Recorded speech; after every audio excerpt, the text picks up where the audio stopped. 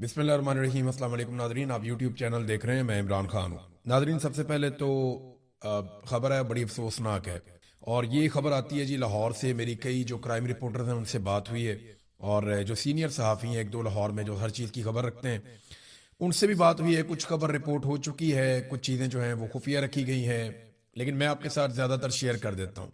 ये दो गैर मुल्की खवातीन हैं जिनके साथ ज्यादती का मामला है, कि उन्हें ना सिर्फ ज़बरदस्ती ज्यादती का निशाना बनाया गया, जिनसी ज्यादती का, बल्कि उन्हें अगवा भी किया गया, और फिर उनसे पैसे भी मांगे गए। यानी जिसको अगवा बराए तावान आप कहते हैं, कि तावान भी वसूल किया गया कि हमें इनसे पैसे चाहिए। अब ये अलग अलग तरीके से रिपोर्ट हो रहा है। पहले तो मैंने जो FIR पढ़ी वो इंतहाई खौफनाक है, बहुत ही तकलीफ दे है। ये गैर मुल्की खवातीन कौन है? अगर मैं एक सीक्वेंस के साथ आऊं तो कहानी असल में ये है कि रजा डार नाम का एक शख्स है। ये पाकिस्तान के डिप्टी प्राइम मिनिस्टर और वजीर खारजा इसहाक डार का नवासा है, उनकी बेटी का बेटा है। जबकि मरियम नवाज का, नवाज शरीफ का सबका ही रिश्तेदार है, क्योंकि ये सारे आपस में रिश्तेदार हैं। और मरियम नवाज की कैबिनेट के अंदर भी इसका एक मामू जो है वो मिनिस्टर है। और यानी इस किस्म की रिश्तेदारी है, तो फिर आप समझ सकते हैं ये कितने ताकतवर लोग होते हैं। शरीफ खानदान जब आता है तो पूरा जत्था ही लेकर आता है। यानी ये अकेला डार नहीं है, ये पूरी डार है, बहुत सारे डार हैं इसके अंदर। तो ये रजा डार जो है ये खवातीन के साथ कारोबार करता था, और इसकी मुलाकातें भी पहले खवातीन के साथ हुई थी। इनमें से खास तौर पे एक खातून जिनका ताल्लुक जो है वो हॉलैंड से है, तो वो जो खातून है उनके साथ इसका कोई ताल्लुक भी था, और इनके साथ क्रिप्टो करेंसी के अंदर कोई इन्वेस्टमेंट भी की हुई थी। कुछ मामला पे इनके बीच में छोटे मोटे कारोबारी इख्तलाफात चल रहे थे। तो रजा डार ने, जो इसहाक डार का नवासा है, उसने वीजे अरेंज किए दो खवातीन के लिए, क्योंकि इसको पाकिस्तान बुलवाया गया। और साथ ये कहा गया खातून को कि उसने कहा जी मैं अपनी एक सहेली को भी लेकर आना चाहती हूँ। वेनेजुएला से एक और खातून थी, तो उसको भी उसने साथ ले लिया। तो ये दो खवातीन हैं, इनका वीजा अरेंज किया गया और इनके टिकट अरेंज किए गए। रजा डार ने और उसके बॉस ने, इन्होंने मिलकर ये किया, और फिर इन्हें पाकिस्तान में एयरपोर्ट पे प्रोटोकॉल लगवा कर रिसीव किया गया। इनके अपने गार्ड्स वहां पे मौजूद थे, इनका प्रोटोकॉल वहां पे मौजूद था। तो बड़े शानदार तरीके से इन खवातीन को लाया गया, फिर इनको घुमाया फिराया भी गया इस्लामाबाद, पिंडी शंडी, इधर उधर। तो ये खवातीन को शुरू में आइडिया था कि शायद ठीक है, मामला ठीक चल रहे हैं, लेकिन उसके बाद लेन देन के तनाजे पर जो अब तक बात समझ आई है, इन्होंने अगवा कर लिया उन खवातीन को और ले जाके उनको हब्से बेजा में रख लिया। उन्हें यरगमाल बना लिया लाहौर के एक घर में, DHA में। और ना सिर्फ उन्हें यरगमाल बना लिया, बल्कि वहां पे और बंदे भी ले आए, और उन खवातीन के साथ जो है वो जबरी ज्यादती करवाई गई, जिनमें से एक खातून के साथ 3 अफराद ने जबरी तौर पे ज्यादती की, जख्मी भी किया। और बहुत नाजीबा, बहुत ही घटिया है वो FIR। अगर आप पढ़ें तो यानी मैं वो पढ़ के सुना भी नहीं सकता, वो बता भी नहीं सकता, वो इतनी घटिया FIR है। अब वो क्योंकि यूरोप से और लैटिन अमेरिका से आई हुई खवातीन है, तो उनके लिए ना बोलना और लिखना कोई मुश्किल नहीं है। उन्होंने एक एक लफ्ज खुल के लिख दिया कि इन्होंने हमारे साथ क्या किया और किस तरह इन्होंने हमारे साथ ज्यादती की है। तो उन्होंने हर चीज जो है वो खुलकर लिख दी है। उनके मुआशरे के अंदर वो पूरा क्राइम खुलकर ऐसे ही बयान कर देते हैं। तो पाकिस्तान के अंदर तो थोड़ा लगी लिपटी के साथ बात करते हैं, बात को छुपाते भी हैं, लेकिन उन्होंने नहीं, उन्होंने सारा कुछ ही बताया।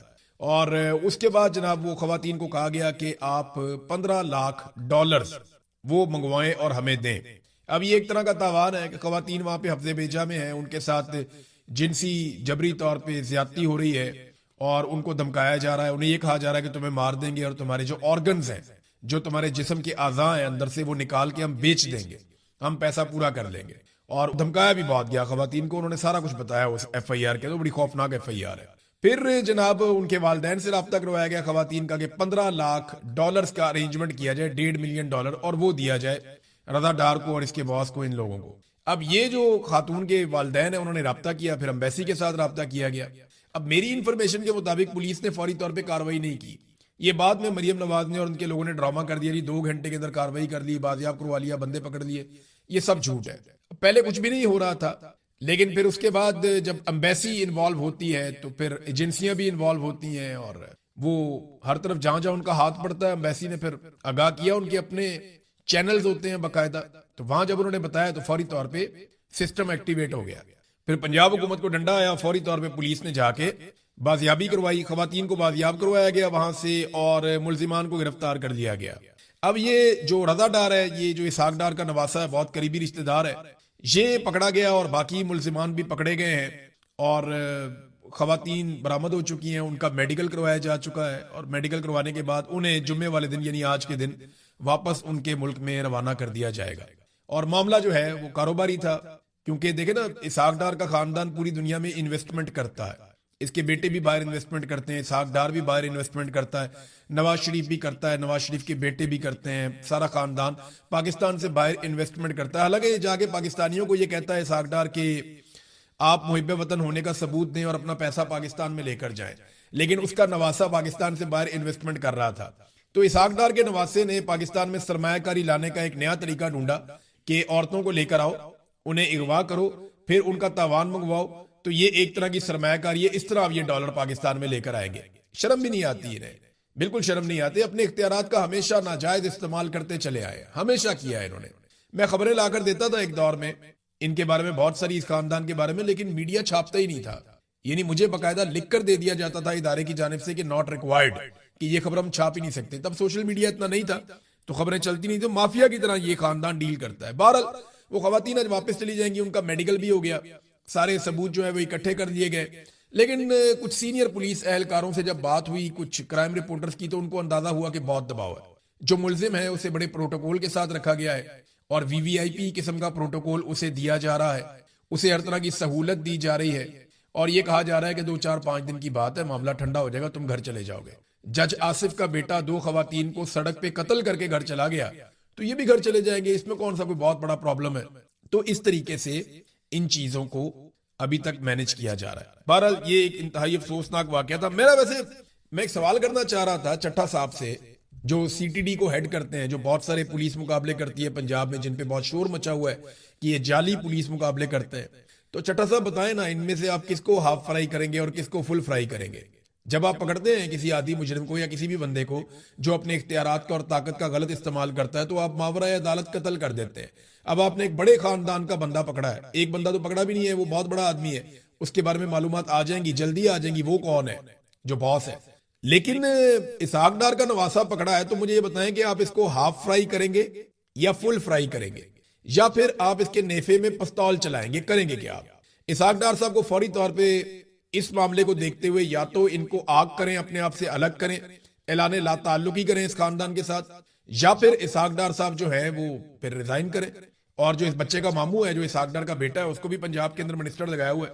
تو اس خاندان کی تو جب بھی نواز شریف آتا ہے ہمیشہ موجیں ہی لگی رہتی ہیں. تو سی ٹی ڈی کا بھی امتحان ہے, یہ تو کوئی نہ میڈیکل کرواتے ہیں, نہ ڈی این اے کرواتے ہیں, نہ کوئی اور چیز کرواتے ہیں, ٹک کر کے بندہ پار کر دیتے ہیں. لیکن یہاں پہ کیونکہ امیر زادے پکڑے گئے ہیں, تو ابھی تک کچھ ہمیں دکھائی نہیں دے رہا. دوسری ناظرین بڑی خبر یہ ہے کہ پاکستان تحریک انصاف نے بلاخر فیصلہ کر لیا کہ وہ آزاد کشمیر کے الیکشن کا بائیکاٹ کرنے جا رہے ہیں. اب ذرا یہ فیصلہ انہوں نے جو کیا, اس کی وجوہات انہوں نے بتائیں, وہ میں آپ کو بتا دیتا ہوں.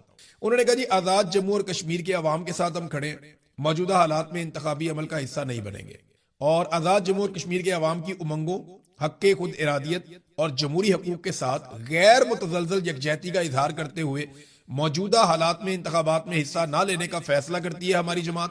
یہ کوئی سیاسی حکمت عملی نہیں ہے, بلکہ کشمیری عوام کے ساتھ اظہار یکجہتی اور اصولی موقف ہے. آزاد کشمیر اس وقت شدید بحران سے گزر رہا ہے. ہزاروں شہری راولہ کوٹ سمیت مختلف علاقوں میں اپنے جائز مطالبات کے حق میں دھرنا دیے بیٹھے ہیں. حکومتی طاقت کے استعمال کے نتیجے میں کئی قیمتی جانیں ضائع ہو چکی ہیں. پنجاب سے آزاد کشمیر کو اشیاء خرد و نوش, جو کھانے پینے کی چیزیں جاری, ان کی ترسیل مکمل طور پہ بند ہے, جس کے باعث عوام شدید مشکلات کا شکار ہے. ایسے حالات میں کشمیری عوام کو مزید سیاسی عدم استحکام کی طرف دھکیلنے کی بجائے ان کے مسائل کا فوری اور منصفانہ حل نکالا جانا چاہیے. پاکستان تحریک انصاف سمجھتی ہے کہ موجودہ اقدامات آزاد جموں اور کشمیر کی آئینی, جمہوری اور سیاسی شناخت کو مجروح کر رہے ہیں, اور ایک ایسا ماحول پیدا کیا جا رہا ہے جو آزاد کشمیر اور مقبوضہ جموں اور کشمیر کے درمیان موجود بنیادی فرق کو مٹانے کا باعث بن رہا ہے. یہ طرز عمل پاکستان کی تاریخی کشمیر پالیسی کے لیے بھی نقصان دہ ہے. جب کشمیری عوام خود احتجاج پر ہوں, ان کی نمائندہ آوازوں کو دبایا جا رہا ہو, سیاسی کارکنوں کے خلاف کارروائیاں ہو رہی ہوں, قیادت کو گرفتار کیا جا رہا ہو, میڈیا پر قدغنیں ہوں اور اظہار رائے کی آزادی محدود کر دی گئی ہو, تو ایسے ماحول میں انتخابی عمل اپنی ساکھ اور مانیت کھو دیتا ہے. یعنی کوئی مانی نہیں ہے اس الیکشن کو کروانے میں. पाकिस्तान तहरीक इंसाफ कश्मीरी अवाम की आवाज को नजरअंदाज करके इक्तदार की सियासत नहीं करेगी। हमारी अव्वलीन तरजीह कश्मीरी अवाम के बुनियादी हकूक और उनके जमहूरी मुतालबात और इंसाफ पर मबनी सियासी अमल की हमायत है। बहरहाल हम इंतखाबात नहीं अवाम के साथ खड़े होंगे। ये पाकिस्तान तहरीक इंसाफ ने एक लंबा चौड़ा और भी स्टेटमेंट है, बड़ा डिटेल के अंदर उन्होंने बताया। देखिए, जो तहरीक इंसाफ का फैसला है उसको एक तबका बहुत ज्यादा सराह रहा है, वो कह रहे हैं जी बिल्कुल बहुत अच्छा किया, और एक तबका कह रहा है कि जी ऐसा नहीं करना चाहिए था। जो लोग कह रहे हैं अच्छा किया, उनके आर्गुमेंट ये है कि हुकूमत तो वैसे भी पाकिस्तान तहरीक इंसाफ को इन्होंने कभी भी नहीं बनाकर देनी थी। नंबर 2, ये इंतहाई मुतनाज़े इलेक्शन है जो होने से पहले ही बहुत सारे तनाज़ात में फंस गए हैं। नंबर 3 ये है कि कश्मीरी अवाम इस वक्त इलेक्शन के लिए तैयार नहीं है, वहां पे जुल्म और जबर हो रहा है और इलेक्शन के नाम के ऊपर चीजों को नॉर्मलाइज करने की कोशिश की जाएगी। और अगर पाकिस्तान तहरीक इंसाफ जैसी बड़ी जमात अपने आप को इलेक्शन से बाहर करती है तो पूरे के पूरे इलेक्शन और उसके सिस्टम के ऊपर एक सवालिया निशान खड़ा हो जाएगा। तो एक तरफ तो लोग ये कह रहे हैं कि कश्मीरियों के साथ खड़े होना चाहिए और इक्तदार की सियासत नहीं करनी चाहिए। जो लोग कहते हैं कि इलेक्शन लड़ना चाहिए पाकिस्तान तहरीक इंसाफ को, वो ये कहते हैं कि इमरान खान साहब खुद कह चुके हैं कि किसी भी इलेक्शन का कभी भी सियासी जमात को बाइकआउट नहीं करना चाहिए। नंबर 2, उनका आर्गुमेंट यह है कि अवामी नुमाइंदगी बिल्कुल सिफर हो जाएगी अगर पाकिस्तान तहरीक इंसाफ इलेक्शन से बिल्कुल बाहर हो जाती है, तो जो 4 सीटें उन्होंने जीतनी है वो भी उन्हें नहीं मिलेंगी और उन जमातों को मिल जाएगी, या फ्री हैंड मिल जाएगा उन जमातों को जो इक्तदार पे कब्जा करना चाहते हैं। तो ये इस किस्म की जो है वो दूसरी तरफ की आवाज है। तो मेरे ख्याल में दोनों लोगों की बात में लॉजिक है, तो वक्त साबित करेगा कि फैसला ठीक था या गलत था। लेकिन मेरे ख्याल में इन इंतखाबात के ऊपर एक बहुत बड़ा सवालिया निशान लग गया है। तो अब इलेक्शन पे पैसे जाया करने की बजाय ना आसिफ अली जरदारी, नवाज शरीफ, फजलुर रहमान और अलीम खान, ये 4 बंदे बैठे और आपस में सीटें तकसीम कर लें। वो मुस्लिम कॉन्फ्रेंस वाले को भी बिठा लें साथ, तो आपस में सीटें तकसीम कर लेंगे, ये तेरी, ये मेरी, ये तेरी, ये मेरी, और अपने वजारतें और वजारतें आला और ये सारा तकसीम कर लें। इतना पैसा क्यों खर्च करना है इलेक्शन पे, जब पूरा का पूरा इलेक्शन एक ही जमात लड़ रही है, ये सारे एक जमात है। यानी आईपीपी भी वही है, पीपल्स पार्टी भी वही है, पीएमएल-एन भी वही है, तो फजलुर रहमान भी वही है। अब इनके तो इंटरनल इलेक्शन हो गए ना, बाहर से तो कोई इलेक्शन लड़ ही नहीं रहा। इनके खिलाफ तो ना कोई अवामी पॉलिटिकल पार्टी है और ना इनके मुकाबले में कोई इलेक्शन हो रहा है, लिहाजा ये तो वन साइडेड है। तो आपने अगर आपस में इलेक्शन लड़ना है तो लड़ने की बजाय घर में बैठ के आप फैसला कर लें, सीटें आपस में आप बांट लें, ताकि कौम का पैसा भी बच जाए और पाकिस्तान का और कश्मीरियों का वक्त भी बच जाए। बहरहाल तहरीक इंसाफ ने यह फैसला कर लिया है। फैसला किस तरह का आने वाले दिनों में पता चलेगा। सोहेल अफरीदी साहब का यह पता चला कि जो उन्होंने स्टेटमेंट दिया कौमी कॉन्फ्रेंस जो थी जेलों में इस्लाहात के हवाले से, वैसे ये मजाक ही किया गया पाकिस्तानियों के साथ। चीफ जस्टिस ऑफ पाकिस्तान को थोड़ा सोचना चाहिए था और कॉन्फ्रेंस करवाने वालों को शर्म आनी चाहिए थी कि क्या करने जा रहे हैं वो। यानी कोई पाकिस्तान में जेलों की हालत है जो अब इस्लाहात की बात कर रहे हैं। सबसे बड़ा कैदी पाकिस्तान का इमरान खान है जो साबिक वजीर आजम है और पाकिस्तान का मकबूल तरीन रहनुमा, जिसको सबसे ज्यादा लोगों ने जेल में होने के बावजूद वोट दिए। 8 महीने से आपने उसकी मुलाकात बंद की हुई है, उसकी आंख आपने जाया कर दिया, इलाज आप उसको सही तरह करवा नहीं रहे, हर चीज पे आपने शिद्दत से पाबंदी लगाई हुई है। हर हफ्ते वहां पे एहतजाज होता है और आप कह रहे हैं जी अब जेलों के अंदर इस्लाहात लेकर आते हैं। सवाल ही पैदा नहीं होता, इनको इस्लाहात नहीं कहते। उधर जो झूठी कहानियां सुनाई है सबने अपनी अपनी, मेरे साथ ये हो गया, मरियम नवाज ने कहा जी मेरे साथ वो हो गया, जो झूठ बोल बोल के ये जब बोलती है झूठ बोलती है। मरियम नवाज का ट्रैक रिकॉर्ड है, मैंने अपनी जिंदगी में किसी खातून को इतना झूठ बोलता हुआ नहीं देखा जितना मैंने मरियम नवाज को बोलते हुए देखा, और इस कॉन्फिडेंस के साथ मैंने कभी किसी खातून को झूठ बोलते हुए। खवातीन झूठ बोलती है ना, पकड़ी जाती है नॉर्मली, लेकिन ये इतने कॉन्फिडेंस से झूठ बोलती है कि मेरी बरतानिया तो क्या पाकिस्तान में भी कोई प्रॉपर्टी नहीं है, लंदन तो क्या पाकिस्तान में भी कोई प्रॉपर्टी नहीं है, उसकी कहां कहां प्रॉपर्टियां निकल के आ गई। आप देखें कैसा झूठ टका के बोला था। फिर कैलवी फोन्ट आ गया, उसके ऊपर झूठ बोल दिया। जेल की कहानियां, फ्राई पान से कपड़े इस्त्री कर दिए, झूठ बोल दिए। और जनाब मेरे साथ ये कर दिया, वो कर दिया। और मैंने वीडियो खुद देखी अपनी आंखों से, मैं तो हैरान हो जाता हूं जैसी सहूलियात इनको भी असर थी। यहां कौम को ये रोज हो गया, अजीब अजीब कहानियां सुना देते हैं। बहुत ही अजीब लोग हैं, बहुत अजीब तरीन लोग हैं। सोहेल अफरीदी साहब ने वहां पे इमरान खान साहब के लिए आवाज उठाई, लेकिन देखें तरीकाकार क्या था। एक बात नादरीन आपको जरा मैं समझा देता हूं। इमरान खान से मुलाकातों का एक दिन नहीं है, सिर्फ मंगल नहीं है जब बहनें जाती हैं, 2 दिन है, एक मंगल एक जुमेरात। मंगल को बहनों का दिन था, फैमिली का दिन था, और जुमेरात को पार्टी का, दोस्तों का या वकला का दिन था। तो इंटरेस्टिंग बात यह है कि मंगल को क्योंकि बहनों ने आना था, तो मंगल आज भी वहां पे एहतजाज होता है, धरना दिया जाता है। यानी जो बहनों की ड्यूटी है, बहनें करती जा रही हैं, करती जा रही हैं, करती जा रही हैं, और वो हर मंगल को आती हैं। لیکن جو پارٹی کی ڈیوٹی تھی کہ ہر جمعرات کو انہوں نے بھی آنا تھا، تو جمعرات کو آپ دیکھیں وہاں کچھ بھی نہیں ہوتا، کوئی بھی نہیں آتا۔ سہیل آفریدی چند ہفتوں تک یعنی 10-12 ہفتوں تک گئے جمعرات کو، اس کے بعد اب کوئی بھی نہیں جاتا، کوئی اور جاتا ہی نہیں ہے جمعرات کو۔ یعنی آج جو لوگ یہ کہتے ہیں کہ عمران خان کی بہنیں عمران خان کے ساتھ وفادار نہیں ہیں یا وہ خرابی پیدا کر رہی ہیں، وہ صرف ایک بات سوچیں کہ بہنوں کے دن پہ بہنیں پہنچتی ہیں منگل والے دن، لیکن پارٹی کے دن پہ پارٹی نہیں پہنچ رہی اب جمعرات والے دن، یا باقی لوگ نہیں پہنچ رہے اب جمعرات والے دن۔ تو جمعرات والے دن ہی یہ کانفرنس ہو رہی نا، قومی کانفرنس۔ تو سہیل آفریدی صاحب کو کرنا پتا کیا چاہیے تھا؟ انہیں سب سے پہلے جانا چاہیے تھا اڈیالہ جیل، صبح 11 بجے 12 بجے 2 گھنٹے کم سے کم ان کو جیل کے باہر کھڑے ہونا چاہیے تھا، اور وہاں سے ان کو واپس جانا چاہیے تھا قومی کانفرنس میں، اور وہاں کھڑے ہو کے انہیں کہنا چاہیے تھا جی میں ایک صوبے کا وزیر اعلیٰ ہوں، میری پارٹی کا سربراہ اور سابق وزیر اعظم اور ہمارا لیڈر اس وقت جیل کے اندر بند ہے، اور میں یہ عدالت کا آرڈر لے کر گیا تھا، اس آرڈر میں لکھا ہے کہ ملاقات کروائی جائے میری۔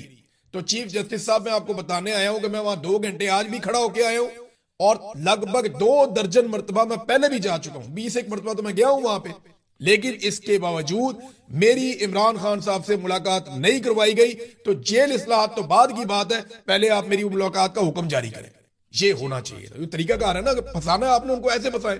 طریقہ ہوتا ہے آپ کہیں جی میں ابھی ہو کر آیا ہوں، یہ دیکھیں میری حالت، یہ میرے ہاتھ میں آپ قانونی کاغذ چیک کریں، یہ عدالت کا حکم ہے، میں ابھی جیل سے آ رہا ہوں، عمران خان سے ملنے گیا تھا، عدالت نے حکم دیا تھا، عدالت کے حکم کو انہوں نے جوتوں کے نوک کے اوپر رکھا، میری انہوں نے ملاقات نہیں کروائی، بتائیں میں کدھر جاؤں؟ آپ یہاں پہ جیل کی اصلاحات کی بات کر رہے ہیں، وہاں ایک ملاقات نہیں کروا رہے، اور یہ وزیر اعلیٰ سامنے بیٹھی ہوئی ہے آپ کے۔ تو سہیل آفریدی کو اگر مینج کرنا تھا نا تو اس طریقے سے ایکسپوز کر دیتے۔ ناظرین آج کل نا ایسا لگتا ہے کہ حکومت کو سندھ طاس معاہدے کے بارے میں ابھی بھی پتا چلا ہے، شاید پہلے انہیں پتا نہیں تھا۔ میں آپ کو بتا رہا ہوں یہ کوئی نہ کوئی گیم کھیلنے جا رہے ہیں، یہ صرف توجہ ہٹانے کی ایک کوشش کر رہے ہیں۔ سندھ طاس معاہدے کی حساسیت کا ایسا لگتا ہے انہیں آج سے پہلے پتہ ہی نہیں تھا، حالانکہ ہم کئی مہینوں سے بتا رہے ہیں کہ انڈیا آپ کے پانی پر قبضہ کر رہا ہے۔ بھارت نے جب سندھ طاس معاہدے کی خلاف ورزی کرنے کا بیان دیا تھا، جب اعلان کیا تھا، تو یہ خاموش تھے۔ جب انہوں نے پانی پر قبضے کا کام شروع کیا یہ خاموش تھے، وہ ڈیزائن بناتے رہے یہ خاموش تھے، وہ قبضہ کرنا شروع ہو گئے یہ خاموش تھے۔ اب اس کے اوپر تیزی سے کام جاری ہے اور کام مکمل کرنے کی طرف وہ جا رہے ہیں، تو انہوں نے رولا ڈال دیا۔ انہوں نے رولا ڈالا تو کیا ان کی نیت ہے پاکستان میں جو پانی کا مسئلہ اس کو حل کرنے کی؟ تو جو موجودہ بجٹ آیا نا پاکستان میں، اس وقت جو بجٹ آیا وہ بجٹ بتاتا ہے کہ پاکستان کی حکومت کی کتنی نیت ہے پانی کے معاملات پہ، یا پانی کی جو قلت پیدا ہونے جا رہی ہے اس کو ٹھیک کرنے پہ کتنی ان کی نیت ہے۔ یہ صرف اور صرف سندھ طاس معاہدے کا نام جو ہے نا اپنی مشہوری کے لیے لے رہے ہیں، یہ صرف اس معاہدے کا نام اس لیے لے رہے ہیں کہ یہ کوئی نیا ایڈونچر کر کے کوئی توجہ ہٹاؤ پالیسی کرنا چاہتے ہیں۔ ایرانیوں کو ہم ماریں گے، ہم دھماکے کریں گے، نہیں تو مذاکرات کر دیں، نہیں تو پورا ملک میں تباہ کر دوں گا، نہیں تو مذاکرات کر دیں، مذاکرات ہونے والے ہیں، میری ٹیم ریڈی ہے۔ یہ بات ڈونلڈ ٹرمپ ہر تھوڑی دیر کے بعد کہتے ہیں۔ ایک ایسا گھنٹہ بھی گزرا جس میں ڈونلڈ ٹرمپ نے 47 پوسٹیں کر دی اپنے ٹروتھ سوشل میڈیا پہ۔ یہ تو ایسا لگتا ہے ورلڈ ریکارڈ بنانے جا رہا تھا۔ امریکی صدر دنیا کے کسی سربراہ مملکت نے اس طریقے سے ٹویٹ نہیں کیے۔ یہ نہایت غیر سنجیدہ اور فرسٹریشن والا معاملہ تھا۔ دیکھیں مذاکرات کے لیے امریکہ ڈیسپریٹ ہے۔ ایران نے کبھی نہیں کہا کہ مذاکرات ہم کرنا چاہتے ہیں، بلکہ ہم سب یہ جانتے ہیں، پوری دنیا یہ جانتی ہے کہ ابھی مذاکرات میں جو تاخیر ہو رہی ہے وہ ایران کی وجہ سے ہو رہی ہے، امریکہ کی وجہ سے نہیں ہو رہی۔ ایران تو پاکستان کے ساتھ والا ملک ہے، وہ 1-2 گھنٹے میں آ جائیں گے پاکستان میں۔ اصل مسئلہ جو ہے وہ امریکہ کا ہے، ان کا تو بڑا لمبا سفر ہے، لیکن وہ آنے کے لیے تیار ہیں، اور ایرانی کوئی جلد بازی نہیں دکھا رہے مذاکرات کے لیے یا آگے بڑھنے کے لیے۔ ایک چیز اور ہے کہ ایران اپنے مطالبات میں مستقل ہے، یعنی پہلے دن ایران نے جو مطالبات کیے وہ آج بھی وہی مطالبات ہیں کہ آپ نئے ہرمز کو ہم نئے طریقے سے کنٹرول کریں گے، ہمارے اوپر پابندیاں ختم کی جائیں، ہمارا حق ہمیں واپس دیا جائے، جو ان کے اثاثے ہیں ان کو واپس دیے جائیں، ہمارے نقصانات کا ازالہ کیا جائے، اور آئندہ اس بات کی ایک پکی گارنٹی دی جائے کہ دوبارہ ایران کے ساتھ جنگ شروع نہیں کی جائے گی۔ وہ جو مطالبات ایران کے پہلے دن سے ہیں لگ بھگ وہی مطالبات ابھی بھی ہیں۔ دوسری جانب امریکہ کے مطالبات تبدیل ہوتے رہتے ہیں، کیونکہ انہیں فیس سیونگ نہیں مل رہی۔ کبھی وہ بڑے سخت مطالبات کرتے ہیں، کبھی ان کے مطالبات بڑے نرم ہو جاتے ہیں، لیکن جب تنقید ہوتی ہے تو دوبارہ سخت مطالبات پہ آ جاتے ہیں، تو ان کے معاملات اوپر نیچے ہو رہے ہیں۔ ایک چیز ناظرین آپ یاد رکھیے گا کہ پاکستان میں ہونے والے مذاکرات میں 2 اہم فریقین ہیں، ایک امریکہ اور دوسرا ایران۔ لیکن ایک بات اپنے ذہن میں ہم سب کو رکھنی ہے کہ اس میں کچھ اور بھی سٹیک ہولڈرز ہیں جو بہت بڑے سٹیک ہولڈرز ہیں۔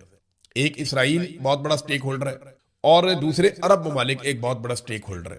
یہ ہم سب جانتے ہیں، کھل کر اس کے اوپر بات نہیں ہوتی، خاص طور پہ جس خطے میں ہم رہتے ہیں وہاں تو نہیں ہوتی، کہ عرب